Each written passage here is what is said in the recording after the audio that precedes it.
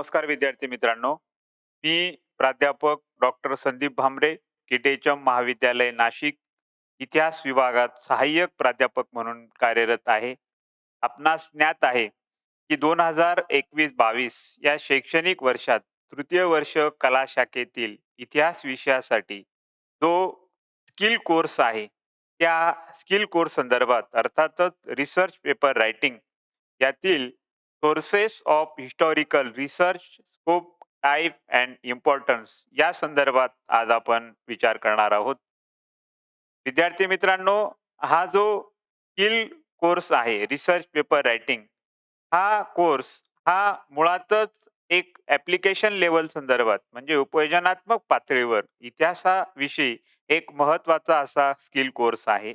आणि म्हणून यातील उपयोजनात्मक पातळी विचारात घेता यामधील आपण याआधी अनेक बारकाव्यांचा विचार केलेला आहे.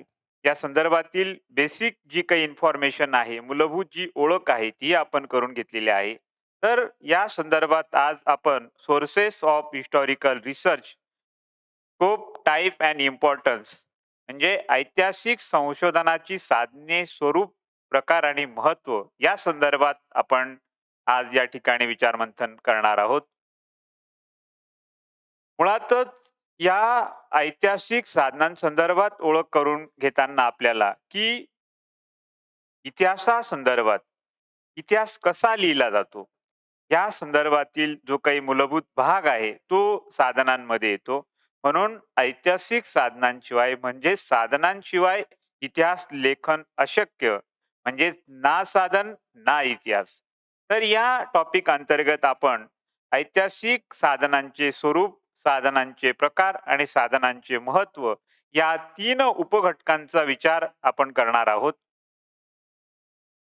विद्यार्थी मित्रांनो, या आधीच्या लेक्चरमध्ये आपण ऐतिहासिक संशोधन म्हणजे काय, या संशोधनासंदर्भातील अर्थबोध जाणून घेतलेला आहे.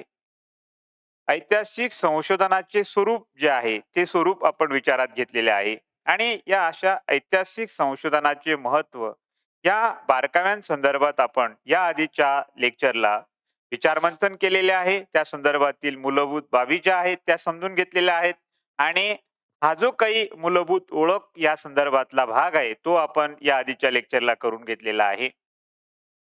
त्यानंतर मुळातच मानवाच्या समग्र वाटचालीचा जो आलेख आहे, इतिहासाची जी एक मूलभूत ओळख आहे ती संक्षिप्त स्वरूपामध्ये आपण करून घेऊया की मुळात इतिहास हा मानवी जीवनाशी निगडीत असणारा विषय आहे आणि अशा मानवी जीवनाचा अभ्यास इतिहासामध्ये केला जातो आणि म्हणूनच आज मितीला इतिहास ही एक ज्ञान शाखा बनलेली दिसून येते की ज्या ज्ञान शाखेचा विस्तार हा विस्तारित स्वरूपाचा दिसतो.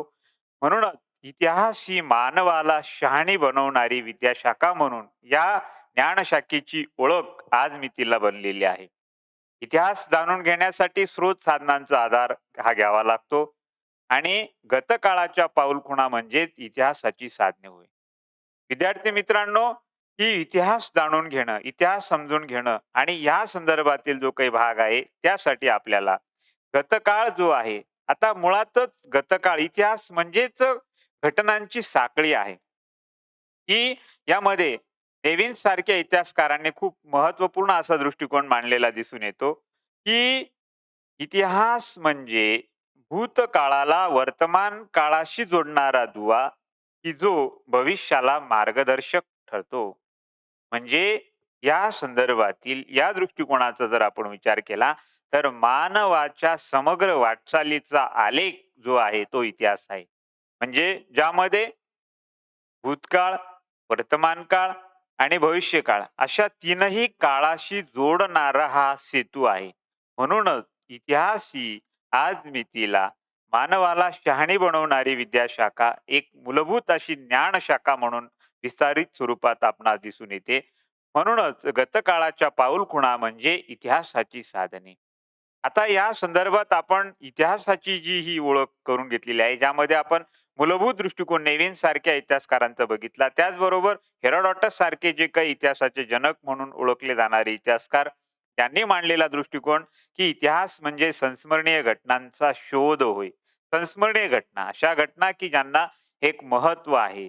ज्या घटना अत्यंत महत्त्वपूर्ण स्वरूपाच्या ठरतात, अशा घटनांचा जो शोध आहे, तो शोध इतिहासामध्ये मांडलेला दिसून येतो. आणि म्हणूनच इतिहास जाणून घेण्यासाठी, इतिहास समजून घेण्यासाठी, इतिहासाचा उलगडा करण्यासाठी, इतिहासाचा अन्वयार्थ समजून घेण्यासाठी, अशा या सगळ्या ज्या मूलभूत बाबी आहेत, त्यासाठी आपल्याला मुळात स्रोत साधनं जी काही आहे ती उपयुक्त ठरतात. म्हणजे इतिहास जाणून घेण्यासाठी स्रोत साधनांचा जो आधार आहे, तो आधार घ्यावा लागतो. आता या ठिकाणी ऐतिहासिक साधनांची जी ओळख आहे, ही मुळातच ऐतिहासिक साधन म्हणजे काय हे जर आपण जाणून घेतलं त्यामध्ये, की ज्या आधारे इतिहास लिहिला जातो, तो म्हणजे साधनांचा भाग. म्हणजे ज्याच्या आधारावर इतिहास लिहिला जातो, ही ऐतिहासिक साधने. म्हणजे ना साधन ना इतिहास. साधन नाही, इतिहास नाही. म्हणजे इतिहास लेखन आणि साहित्य लेखन या संदर्भातील दोन्ही गोष्टी या भिन्न आहेत. म्हणून ही एक विद्यार्थी या अंगाने समजून घेण्याची महत्त्वाची बाब आहे, की साहित्य लेखनामध्ये कल्पनारम्यता, वैयक्तिक विचार, व्यक्ती ओळख येऊ शकते. परंतु इतिहास लेखनामध्ये मात्र कल्पनारम्यतेला स्थान नाही. तर इतिहास लेखनासाठी साधनांचा आधार घ्यावा लागतो. साधनांशिवाय इतिहास लेखन हे अशक्य ठरतं. ज्याप्रमाणे न्यायाधीश न्यायदान करताना पुराव्यांचा आधार घेतो आणि पुराव्यांच्या आधारावर न्याय प्रक्रिया होते, न्यायनिवाडा होते. तशीच परिस्थिती इतिहासाच्या संदर्भात इतिहास समजून घेण्यासाठी, जाणून घेण्यासाठी, इतिहास लेखनासाठी साधनांची गरज असते. म्हणून इतिहास लेखन हे साधनांच्या आधारे होते. इतिहासात मानवी व्यवहार मगाशी उल्लेखित केल्याप्रमाणे, की इतिहास हा मानवी व्यवहाराचा एक भाग आहे. म्हणजे विभिन्न घटनांची ती साखळी आहे. इतिहास म्हणजे विभिन्न घटनांची गतकालीन विभिन्न घटनांची साखळी आहे. आणि या साखळीमध्ये मुळातच ही घटना जर आपण घटनेचा विचार केला, तर घटना ही व्यक्तीशी निगडीत असते. घटना ही समाजाशी निगडीत असते. म्हणजे व्यक्ती किंवा व्यक्ती समूहाशी घटना निगडीत असते. आणि म्हणून या अंगाने जर आपण विचार केला, तर इतिहासामध्ये मानवी व्यवहार असतो.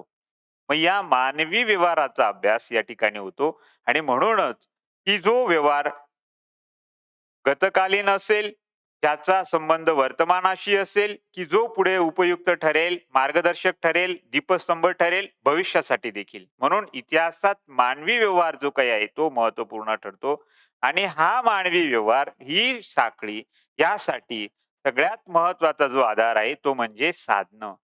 ना साधन, ना इतिहास. या सगळ्या गोष्टींसाठी जी साधने आहेत, ती महत्त्वपूर्ण ठरतात. म्हणजे साधनांशिवाय इतिहासाची मांडणी, साधनांशिवाय इतिहास लेखन हे अशक्य ठरतं. म्हणून ना साधन, ना इतिहास. इतिहास जाणून घेण्यासाठी, इतिहास समजून घेण्यासाठी, इतिहास लेखनासाठी साधनांची गरज ठरते. आता आपण वळूया साधनांच्या प्रकारांकडे. त्यामध्ये महत्त्वपूर्ण भाग जो आधारभूत असा ठरतो साधनांमधील प्रकारात, तो म्हणजे प्राथमिक साधने. जे 2 प्रकार मुख्यतः साधनांचे दिसून येतात. त्यामध्ये प्राथमिक साधने आणि दुय्यम साधने. त्यातील आपण प्राथमिक साधनांचा विचार करूया, की प्राथमिक साधन म्हणजे काय? तर प्राथमिक साधन म्हणजे घटना घडत असताना किंवा नजीकच्या काळात लिहिली गेलेली हस्तलिखिते किंवा वस्तू स्वरूप पुरावे म्हणजे प्राथमिक साधने होय. या प्राथमिक साधनांमध्ये समकालीन हस्तलिखिते, गुप्तपत्रे इत्यादींचा समावेश होतो. म्हणजे प्राथमिक साधने ही घटना घडत असताना किंवा नजीकच्या काळात, समीपच्या काळात ही लिहिली जातात. म्हणून ही साधने अव्वल दर्जाची साधने म्हणून ओळखले जातात, की जे समकालीन परिस्थितीचा पुरावा देणारी ठरतात. प्रत्यक्षदर्शी ठरतात. म्हणून या साधनांना अव्वल दर्जाची साधने असे म्हणतात. मुळातच ही या एकूणच व्यवस्थेचा सगळा विचार केला तर हा एक प्रकारे इतिहास लेखनासाठी आवश्यक असणारा कच्चा माल आहे. म्हणून ज्याप्रमाणे वस्तूची निर्मिती करताना कच्च्या मालाशिवाय ती केली जाणं अशक्य ठरतं, तसं साधनांशिवाय इतिहासाची निर्मिती ही अशक्य ठरते. त्याचप्रमाणे या प्राथमिक साधनांसंदर्भात विचार करत असताना आपल्याला की जशी प्राथमिक साधने ही अव्वल दर्जाची ठरतात, तर त्याचप्रमाणे दुय्यम साधनं देखील महत्त्वाची ठरतात. आता याच्यामध्ये प्राथमिक आणि दुय्यम म्हणजे दुय्यम साधने याचा अर्थ कमी दर्जाची साधने असा अजिबात नाही. याचा आपल्याला गर्भित अर्थ घ्यायचा आहे. वाच्या अर्थ घ्यायचा नाही कारण दुय्यम साधने ही केवळ त्याच्या वर्गीकरणात्मक स्वरूपावर अवलंबून दिलेली हे संबोधन दिलेले. म्हणजे दुय्यम की ज्याच्या संदर्भातील त्याचं वेटेज जे आहे, त्याचं स्थान जे आहे, त्याच्यावरून फक्त आपण वर्गीकरण या दृष्टिकोनातून त्याला दुय्यम शब्दप्रयोग वापरलेला आहे. याचा अर्थ ती कमी महत्त्वाची असं अजिबात नाही. तर गर्भित अर्थ जाणून घेतला तर त्याचे वर्गीकरणात्मक तो स्थान याच्यामध्ये दिसून येतं. आता दुय्यम साधने म्हणजे काय ते आपण जाणून घेऊया. घटना घडून गेल्यानंतर म्हणजे दीर्घ काळानंतर निर्माण झालेल्या ऐकीव माहितीवर किंवा पूर्व कृतीच्या आधारावर, स्मरणशक्तीच्या आधारावर पुराविलेख हस्तलिखिते म्हणजे लिहिली गेलेली जी साधने आहेत, त्यांना दुय्यम साधना असे म्हणतात. म्हणजे घटना घडून गेल्यानंतर दीर्घ काळानंतर स्मरणशक्तीच्या आधारावर जी साधनं लिहिली गेलेली असतील, अशा साधनांना दुय्यम साधने असे म्हणतात.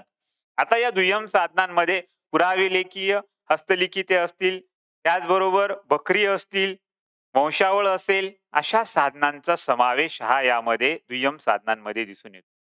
आता या साधनांचा विचार करत असताना या दोनही साधनांच्या आधारे इतिहास लेखन हे केले जाते. प्राथमिक साधनांखेरीज इतिहास लेखनासाठी अन्य साधनांचा अवलंब केला जातो. अशा साधनांना देखील दुय्यम साधनं म्हणून म्हटले जाते. आता याच्यामध्ये बऱ्याच प्रसंगी ज्या ठिकाणी प्राथमिक साधनांची उणीव ठरते, ज्या ठिकाणी प्राथमिक साधनांची उपलब्धता होत नाही, अशा ठिकाणी दुय्यम साधनांचा जो रोल आहे, जी भूमिका आहे, जे स्थान आहे, ते आपणास या ठिकाणी दिसून येते. याबरोबरच असं नाही, की प्राथमिक साधनं जरी उपलब्ध असतील, परंतु कधी-कधी जे काही दुवे आहेत, ते भरून काढण्यासाठी दुय्यम साधनं देखील उपयुक्त ठरतात. म्हणजे इतिहास लेखनासाठी जशी प्राथमिक साधने गरजेची असतात, त्याप्रमाणे दुय्यम साधनं देखील उपयुक्त ठरतात. म्हणून मगाशी उल्लेखित केल्याप्रमाणे दुय्यम म्हणजे त्याचे कमी स्थान असं अजिबात नाही. ते केवळ वर्गीकरणात्मक दिलेले स्थान आहे. वर्गीकरणात्मक दृष्टिकोनातून वापरलेला शब्द आहे. म्हणून दुय्यम साधने देखील इतिहास लेखनासाठी तितकीच महत्त्वाची ठरतात. आता आपण वळूया प्राथमिक साधनांच्या स्वरूपाकडे. प्राथमिक साधने जी काही आहे ही समकालीन साधने म्हणून अव्वल दर्जाची असतात. घटनेत सहभागी व्यक्तीसंबंधी कागदपत्रे जे काही आहेत ती मूळ या साधनामध्ये समाविष्ट असतात. एखाद्या व्यक्तीने समकालीन व्यक्तीसंबंधी केलेले लिखाणही प्राथमिक साधनात समाविष्ट होते.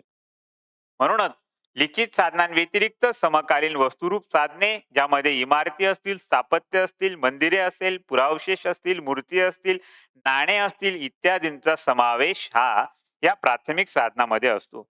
मुळात ही साधने अव्वल दर्जाची यासाठी ठरतात कारण ती घटना घडत असताना समकालीन आणि म्हणून अशा संदर्भातील ह्या साधनांचं जे स्थान आहे ते अव्वल दर्जाचे दिसून येतात.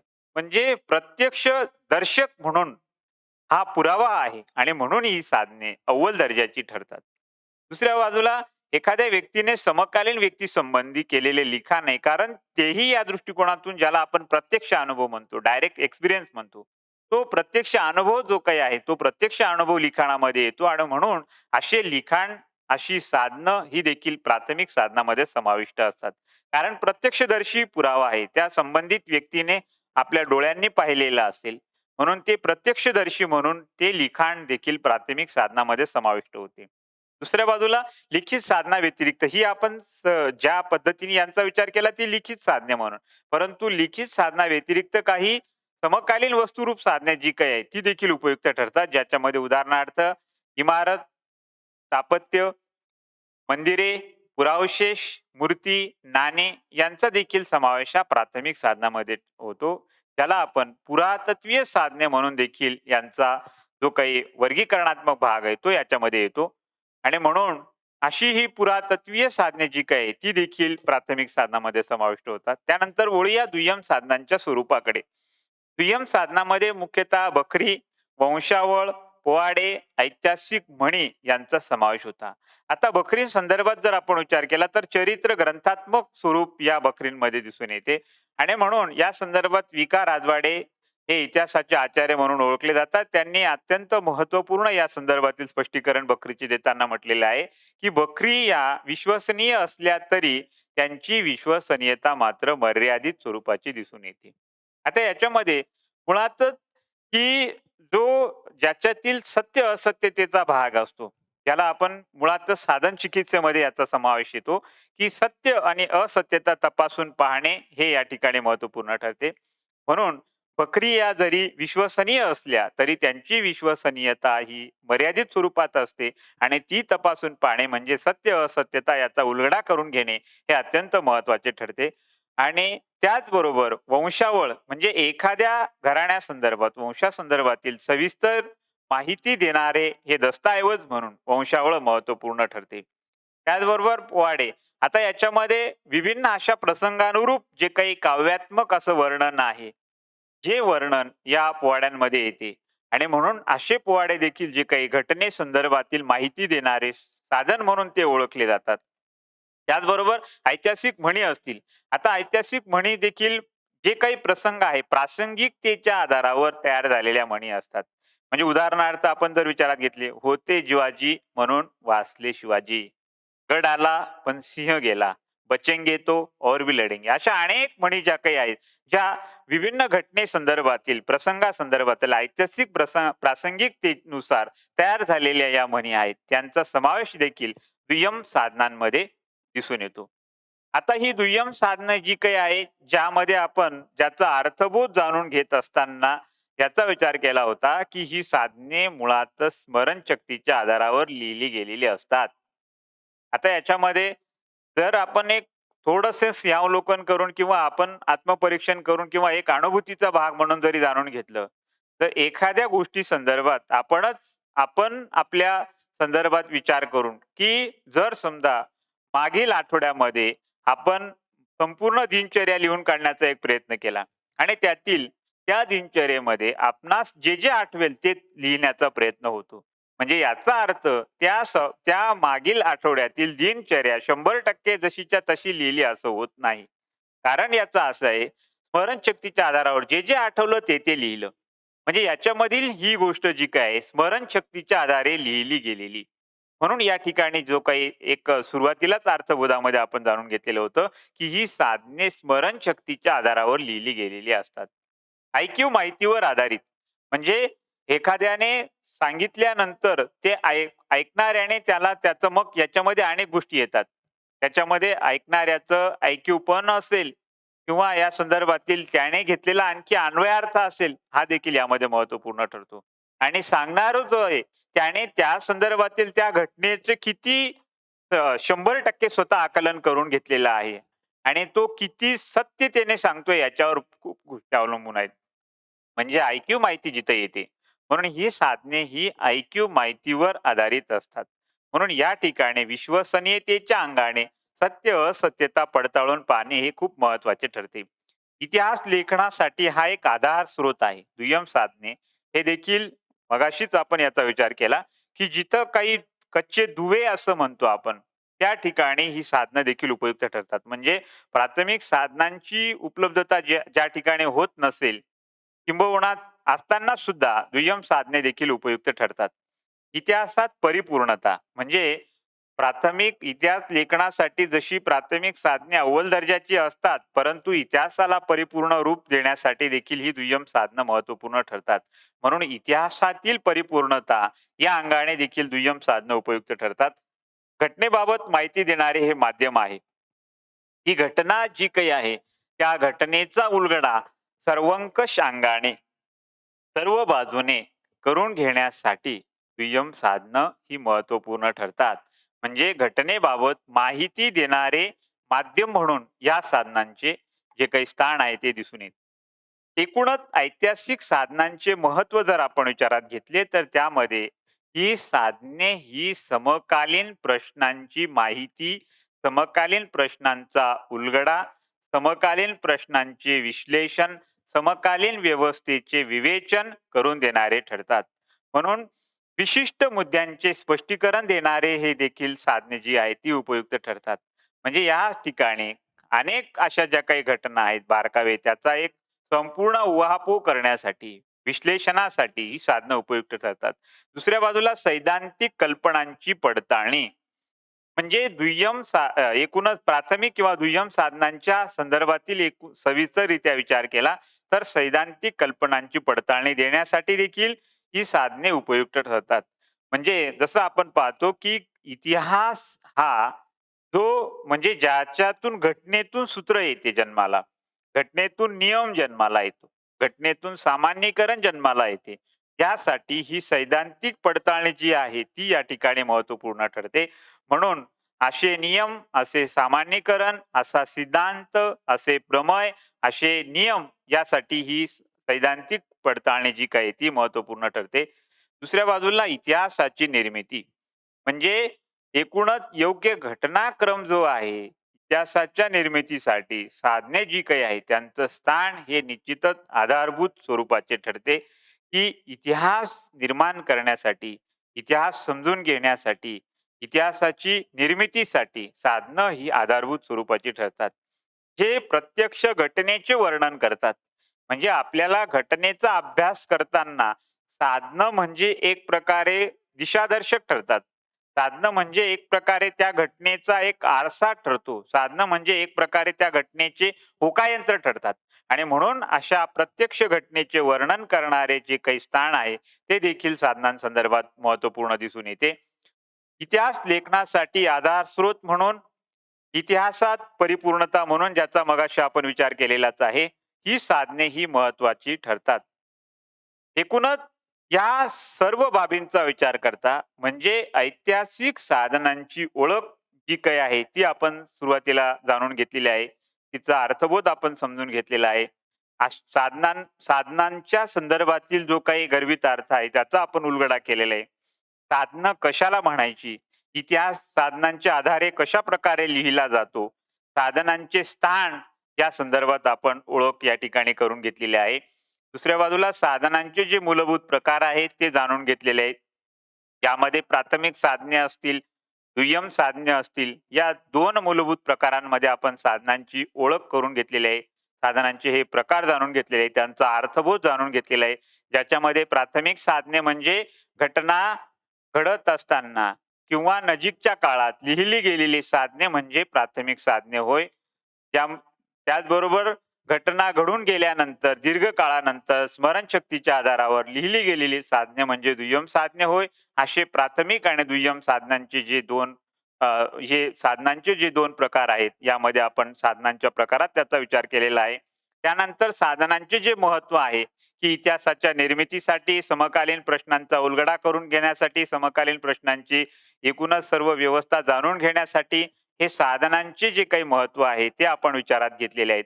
तर ही संपूर्ण साधनं आणि त्या साधनांचे प्रकार याविषयी विचार या ठिकाणी आज आपण केलेला आहे. म्हणजे साधनांची ओळख, साधनांचे प्रकार आणि साधनांचे महत्त्व या 3 प्रमुख घटना अंतर्गत या संदर्भात आज आपण या तासिकेला विचार केलेला आहे. या आधारावर 2 जे काही प्रश्न आहेत ते असाइनमेंटसाठी आपण या ठिकाणी विचारात घेतलेले आहेत. त्यामध्ये पहिला प्रश्न जो आहे तो म्हणजे ऐतिहासिक साधनांचे स्वरूप स्पष्ट करा आणि दुसरा आहे ऐतिहासिक साधनांचे महत्त्व विशद करा. हे दोनही असाइनमेंटचे प्रश्न विद्यार्थ्यांनी या Google क्लासवर जरी ऑनलाईन पद्धतीने पाठवले तरी या ठिकाणी अभिप्रेत आहे.